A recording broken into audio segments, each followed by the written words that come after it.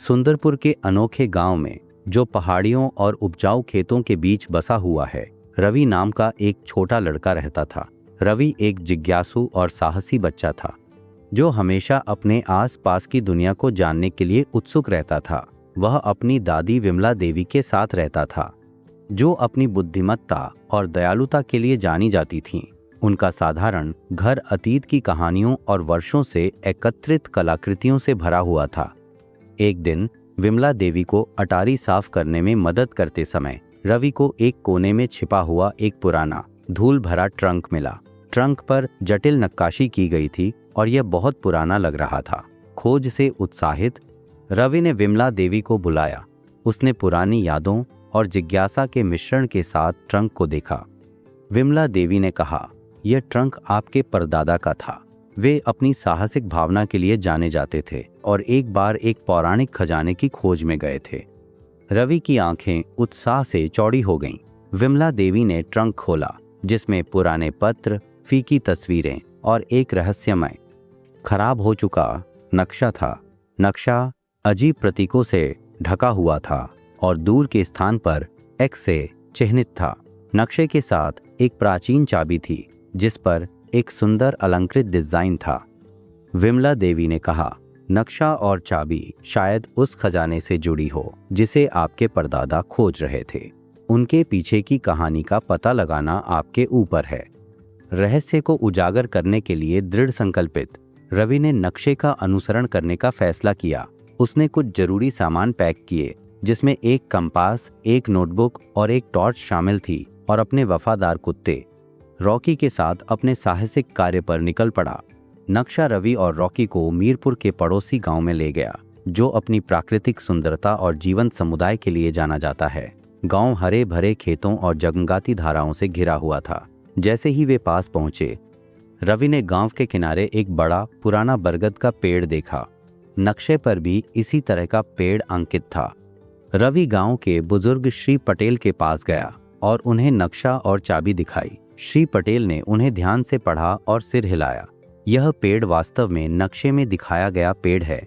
उन्होंने कहा, इससे जुड़े एक छिपे हुए खजाने की किंवदंतियां हैं, लेकिन सावधान रहें, कई लोगों ने इसे खोजने की कोशिश की है और असफल रहे हैं।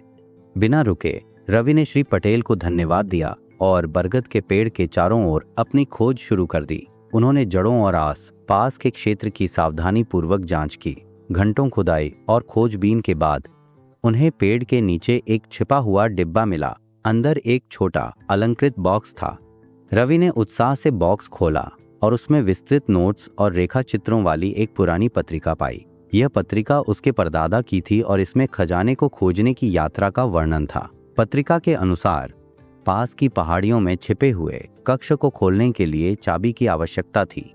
रवि ने पत्रिका से निर्देशों का पालन किया और पहाड़ियों पर पहुंच गया, जो घने जंगलों और पथरीले रास्तों से ढकी हुई थीं।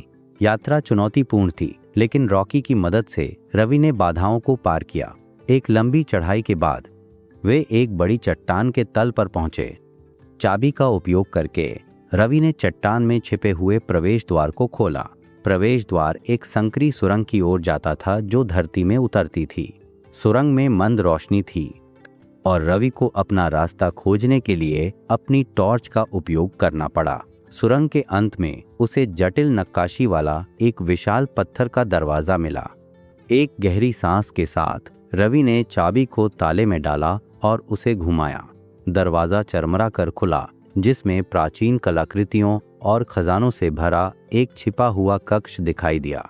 रवि ने जब कक्ष की खोजबीन की तो उसे सोने के सिक्कों, कीमती रत्नों और प्राचीन स्क्रॉल के ढेर मिले। हालांकि सभी दौलत के बीच एक चीज थी जो सबसे अलग थी, एक सुंदर ढंग से तैयार की गई लकड़ी की पेटी, जिसमें सोने का ताला लगा हुआ था। रवि ने पेटी खोली और उसमें अपने परदादा का एक पत्र पाया। पत्र में लिखा था, मेरे प्यारे वंशजों के लिए असली खजाना सोना या जवाहरात नहीं, बल्कि वे मूल्य और सबक हैं जो हम दूसरों को देते हैं। परिवार, दयालुता और ज्ञान को संजोए। इस खजाने का इस्तेमाल दूसरों की मदद करने और दुनिया को एक बेहतर जगह बनाने के लिए करें। रवि इस संदेश से बहुत प्रभावित हुआ। उसने महसूस किया कि इस खजाने का इस्तेमाल दूसरों की बेहतरी के लिए और अपने परदादा के मूल्यों का सम्मान करने के लिए किया जाना चाहिए। रवि खजाने और अपने परदादा के संदेश के साथ सुंदरपुर लौट आया। उसने विमला देवी और गांव वालों को यह कहानी सुनाई।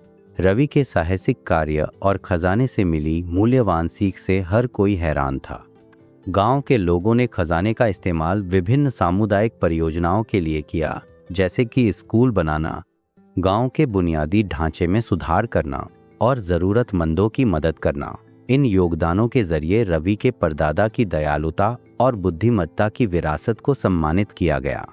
रवि एक स्थानीय नायक बन गया, जो न केवल अपनी साहसिक भावना के लिए बल्कि अपने उदार हृदय के लिए भी जाना जाता है। खजाने की कहानी और सीखे गए सबक पीढ़ियों से चले आ रहे हैं, जिससे दूसरों को भौतिक संपदा से ज्यादा परिवार, दयालुता और बुद्धिमत्ता को महत्व देने की प्रेरणा मिली। रवि और खजाने की कहानी सुंदरपुर में एक प्रिय कहानी बन गई, जिसने सभी को याद दिलाया कि सबसे बड़ा खजाना वह है जो हम दूसरों के जीवन पर डालते हैं और वे मूल्य जिन्हें हम बनाए रखते हैं। अगर आपको कहानी पसंद आई तो और भी कहानियों के लिए चैनल को सब्सक्राइब करें।